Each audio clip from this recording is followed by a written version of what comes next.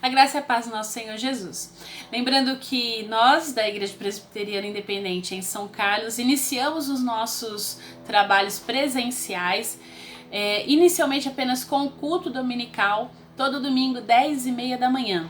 Se você quer participar do nosso culto, entre em contato conosco. Nós temos aí o limite de 30% do espaço físico que nós podemos ocupar, então nós temos aí uma lista de confirmações na véspera, até para poder estar dentro das normas sanitárias, dos protocolos, para que a sua vinda para prestar culto e celebrar conosco seja feita de forma segura, né, para que você se sinta bem entre nós e saia tranquilo. Então hoje nós vamos ter aula aí de 2 Coríntios.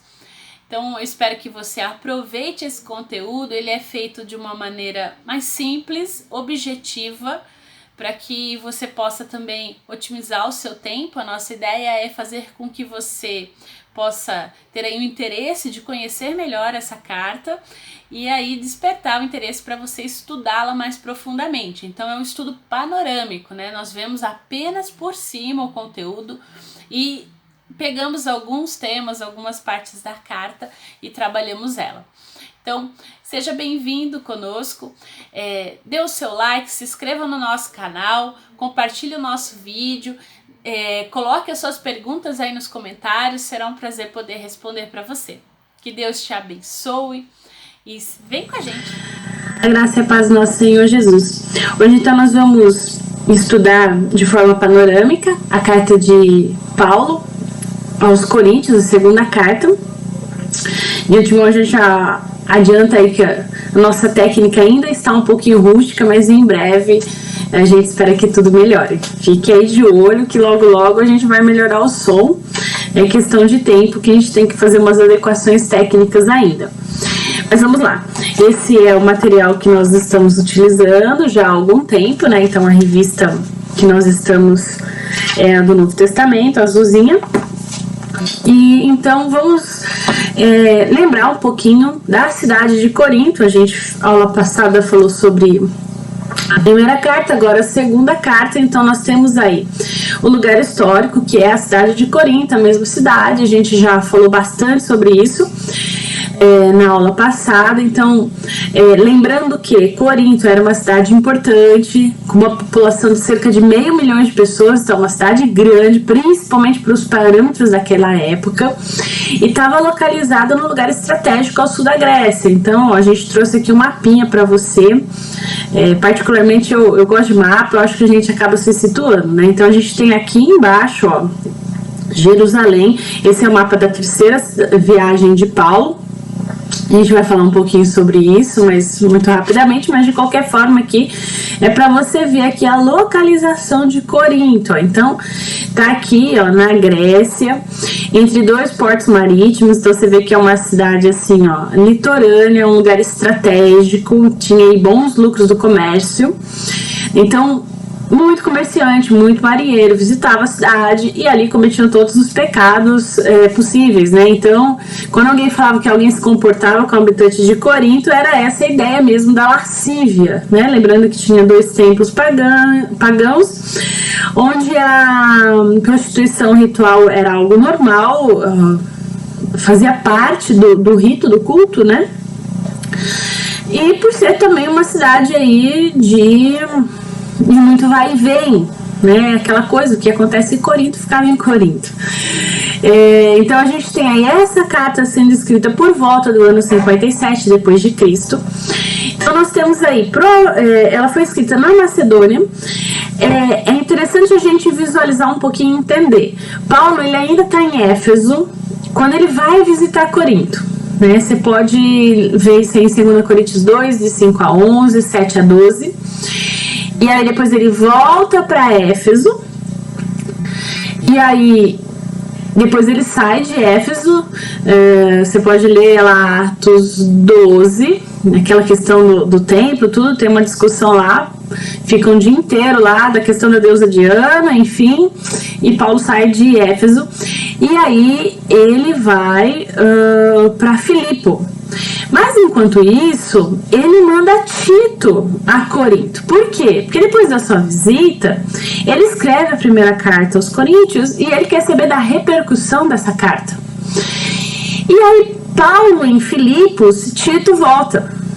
Então, Tito volta com um relatório de qual foi o impacto daquela primeira carta, lembrando que é uma carta bem dura, né? Paulo, ele é enfático, ele trata de assuntos assim, bem, como nós poderíamos dizer, bem difíceis, de forma dura, de forma... Afinal, como pastor daquela igreja, quem plantou aquela igreja, e agora Tito traz o relatório, então ele já está na Macedônia, na cidade de Filipos, e a partir então disso que nós temos aí a segunda carta. Então ela é uma resposta a tudo aquilo que Tito traz. A gente poderia dizer que é uma resposta positiva da sua liderança, porque afinal aquilo que ele escreveu na primeira carta é corrigido, a perdão, a restauração, enfim, as coisas acontecem, então é uma resposta positiva. Ele prepara a igreja para a sua terceira visita, que é aquele mapinha que eu mostrei antes da terceira viagem missionária de Paulo. E aí ele vem trabalhar uma questão muito interessante, que é refutar os falsos mestres judeus itinerantes, que é muito conhecido também no meio aí das cartas de Paulo como judaizantes. Então, é como assim, todo lugar que Paulo fosse, essa turminha do oba-oba, querendo trazer os novos cristãos gentios primeiro para o judaísmo, para depois então o cristianismo. Então é aquela turma que quer circuncidar o gentio, que se converteu ao cristianismo, enfim. Mas também tem o que a gente poderia dizer de os inimigos nativos de Paulo, né, que são aqueles, até a nossa revista trata que é interessante, ela fala que é sobre aqueles que têm a influência do paganismo, a imoralidade e a filosofia grega, né? Então esses textos aí você pode olhar com mais atenção. E tem também esses chamados aí judeus mais religiosos ou judaizantes que vão atrás de Paulo aonde ele está. Enfim, se nós pudéssemos fazer assim uma divisãozinha rápida de acordo com isso, nós poderíamos dizer uma frase assim chave seria essa, né? O versículo chave, né? Nossa suficiência vem de Deus. Então Paulo vai fazer uma defesa do seu ministério de 1 a 7, de 8 a 9 a oferta para os cristãos em Jerusalém e a defesa contra os falsos profetas. O que nós podemos falar dessa carta? Ela é uma carta bastante pessoal. 2 Coríntios, ela é apontada como uma autobiografia porque ela revela a mente e o coração de Paulo. Ele realmente vai falar a essa igreja que ele tanto ama sobre coisas importantes, sobre coisas caras para ele como apóstolo. Ele vai falar sobre a alegria do ministério, ele vai falar do sofrimento no desenvolvimento da obra evangelística, e ele vai falando também da tristeza, pela desconformidade, né, da igreja em relação ao seu apostolado. E a gente vai entender um pouquinho sobre isso. Ele tem que defender esse apostolado de uma forma bem enfática. Mas antes de nós entrarmos nisso, eu gostaria de trazer para você alguns debates a respeito dessa carta, algumas coisas assim, vários estudiosos aí. Existe uma discussão, né? A gente falou dessas 3 divisões, desse esboço que a gente falou aqui, né? Nesse slide, mas existem alguns outros estudiosos que apresentam algumas divisões diferentes. Por quê? Porque existe uma controvérsia diante dessa carta. Não há um consenso de que essa carta seja uma só. Alguns estudiosos acreditam que ela seja uma combinação de várias cartas. Por quê? Porque os assuntos em si às vezes parecem um pouco desconexos, né? Então, por exemplo, existem aqueles que vão defender a divisão apenas em 2 partes, né? Tem aí o capítulo 1, que vai falar desse endereço, a saudação, a ação de graças, vai enfatizar o sofrimento de Paulo e vai trabalhar a primeira parte, que são as relações de Paulo com os cristãos de Corinto. Vai falar da sua visita adiada e da carta em lágrimas. Alguns vão dizer que essa carta também é uma carta que se perdeu. Outros vão dizer que é a segunda parte. Porque a gente vai ver o quê? Essa primeira parte, ela é mais amorosa, ela é mais assim, conciliatória, enquanto a terceira parte, na verdade, eu vi errado aqui, na verdade são 3 partes também. A terceira parte é Paulo trabalhando aí a sua defesa, suas respostas aos questionamentos que Tito trouxe sobre a sua autoridade apostólica, né? Paulo vem bater.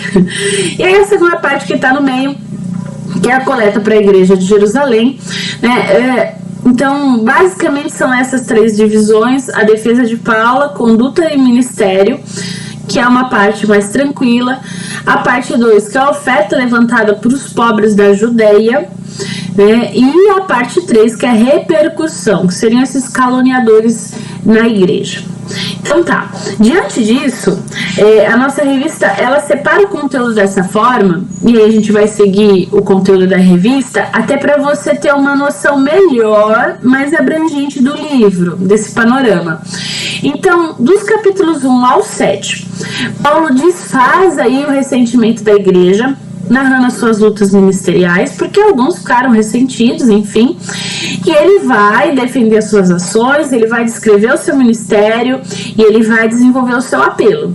Depois ele vai falar dessa contribuição na igreja. Paulo, então, ele incentiva a mordomia voluntária da igreja, e aí ele vai trazer os exemplos dos macedônios, o exemplo de Cristo, o exemplo da colheita. Tudo isso para ilustrar essa contribuição para a igreja realizar. E aí, por fim, do capítulo 10 ao 13, nós temos a defesa apostólica. Paulo confirma seu apostolado, então ele vai dizer por que é apóstolo, né? Ele vai falar que recebeu o poder de Deus, que pregou o evangelho, que recebeu revelação e que ele pregou com interesse. Então, a partir disso, a gente poderia dizer que por que Paulo ele vem defender o seu apostolado com a descrição da sua vida ministerial. Porque ele contou de uma maneira precisa a sua própria fidelidade ao Senhor durante a sua carreira ministerial. Então, por isso que é dito que é uma mini biografia, porque Paulo ele vai falar um pouquinho do seu ministério, daquilo que ele fez. Então, Paulo ele vai dizer que ele não mercadejava a palavra, igual alguns que só iam, se recebiam, só ficavam se receber. Ele vai dizer que não, né, que não foi pesado em nenhum momento para os coríntios. Ele vai falar que a sua suficiência vinha de Deus, né, que a graça de Deus bastava, que o ministério de Paulo era segundo a misericórdia de Deus. Paulo pregava Jesus Cristo como Senhor, nada mais nem nada menos. Paulo sofria por Jesus, por viver a vida de Jesus. E Paulo só era recomendável quando em serviço a Deus. De outra forma, não. E ele vai falar da sua honestidade com outros, né, que tinham com Deus. Então ele vai falar sobre isso, ele vai fazer a sua defesa e ele vai dizer que diante disso, de todas as dificuldades que ele teve, que ele foi consolado por intermédio de Deus e também por intermédio dos crentes. Isso é maravilhoso, porque serve para nós também. Até hoje nós, no trabalho da obra, no nosso ministério, pastores, presbíteros, diáconos, muitas vezes, querendo ou não, nós ficamos esperando alguma recompensa, né? A gente tem essa doutrina do mundo que diz, eu mereço. Então, no fundo, a gente sempre espera alguma coisa. Espera um presente, espera um elogio, enfim. E o que Paulo vem dizer, olha, é que a graça de Deus me basta. E que se você espera algum consolo, alguma recompensa, está errado. E isso serve também como advertência para nós. E aí ele vai dizer assim, que quando também a gente passar por dificuldade, nós somos consolados por Deus e também pelos irmãos, que Deus utiliza e Deus fala através da boca de outras pessoas, trazendo consolo no tempo oportuno. E isso é muito maravilhoso para quem está trabalhando, para quem está na obra, e Deus fala muito através dessa carta de Paulo. Por fim, então, ele vai falar um pouquinho dessa defesa apostólica. Ele vai dizer que o seu proceder era coerente, ou seja, ele não agia conforme agia todo mundo. A gente poderia dizer aí, entre aspas, um proceder mundano, que é muito conhecido dentro do nosso habitat de igreja, né, o chamado o mundo, mas na verdade a ideia era essa: o seu proceder era coerente com o evangelho. Ele vai falar que o seu coração não era vaidoso, que o seu coração era um coração vocacionado, que o seu corpo sofria lutas do mistério, né? E, enfim. E depois também ele vai trabalhar a questão da contribuição da igreja. Então, a gente vê que essa questão da contribuição é interessante porque o principal objetivo de Paulo nessa sessão é incentivar os crentes de Corinto a participar com amor, com alegria da contribuição para a obra do Senhor. E ele escreve: cada um contribua segundo tiver proposto no coração, não com tristeza ou por necessidade, porque Deus ama quem dá com alegria. E aí ele vai falar descrever a natureza dessa contribuição. Ele vai falar que essa contribuição tem que ser generosa, tem que ser voluntária, da participação dela, de ela também ser algo relacionado à obediência, que tem que ser com amor, com responsabilidade, com prontidão, proporcional àquilo que os coríntios tinham, que tinha que ser de boa vontade, de forma igualitária e alegre. E isso fala muito com a gente hoje também, né? Porque aqui ele está falando de dinheiro. Talvez alguém queira falar que não, que a contribuição tem que ser de tempo, tal. A gente escuta muito isso na questão, principalmente hoje, dos dízimos, mas aqui Paulo ele é enfático, ele está falando sobre dinheiro. E isso serve muito pra gente, porque às vezes a gente é relutante, a gente arruma um monte de desculpas, ou a gente vai lá pro Antigo Testamento e traz, Então, o que a gente tem aqui? A contribuição, ela precisa ser feita com amor. O fato é que, aí pensando em nós como igreja, diante desse trecho de 2 Coríntios, você ama a sua igreja? Você ama a obra onde você está? Você quer que ela frutifique? Seja generoso, seja voluntarioso, participe, né? Seja responsável, seja pronto, seja proporcional àquilo que você ganha. E você faça isso com alegria. E Paulo, sim, nós estamos falando de dinheiro. Porque aí vai ter aquele que vai falar: não, mas meu tempo, o seu tempo é seu tempo. Você quer dar um pouco do seu tempo para Deus, contribuindo com os seus dons, talentos, mas a Bíblia também é clara aqui na questão da contribuição, e aqui é contribuição financeira, porque aí eu lembro de Jesus falando, né, onde está o seu coração, ali está o seu tesouro. Se para você é muito difícil abrir mão do dinheiro, você vai inventar 1000 desculpas.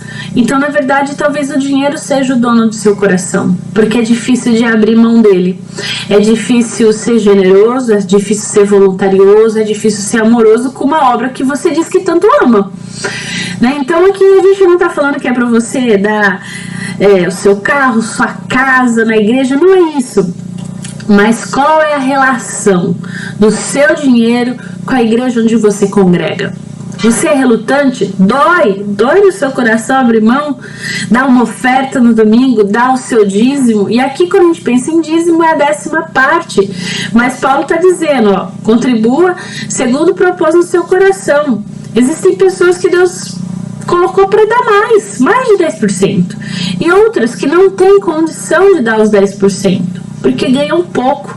Mas aquilo que dá é como a oferta da viúva, né, que dá tudo que tem, mas dá de coração.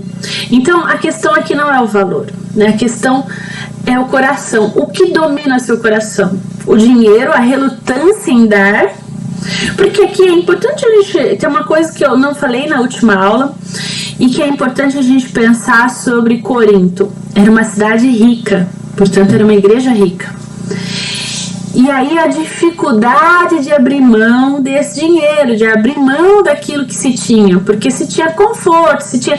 Então a gente tem discussões lá em 1 Corinto, por exemplo, que elas acontecem de fato mesmo, por causa dessa dificuldade,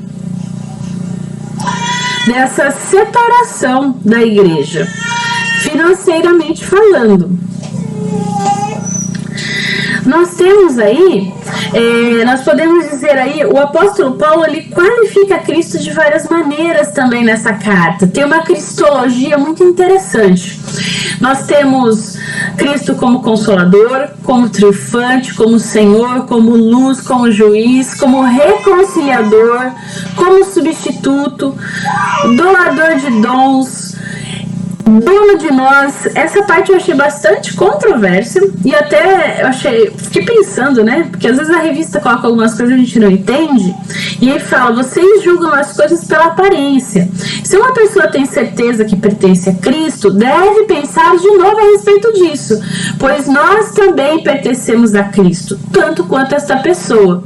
Então é aquela ideia do pertencimento, da gente não ficar preocupado com aquilo que a gente está enrolado, comprometido. Então, se a gente tem algum relacionamento, algum nó com algumas pessoas, é Cristo que é dono.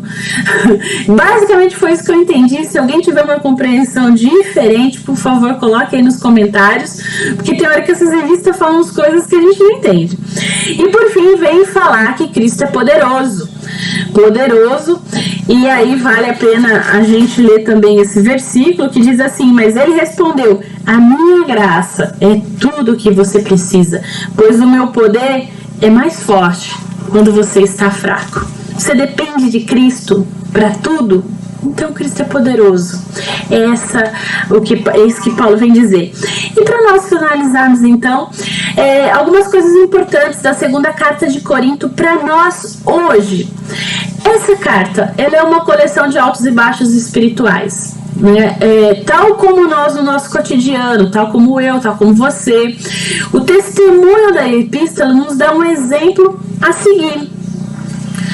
O testemunho do apóstolo Paulo é o que dá credibilidade às suas epístolas.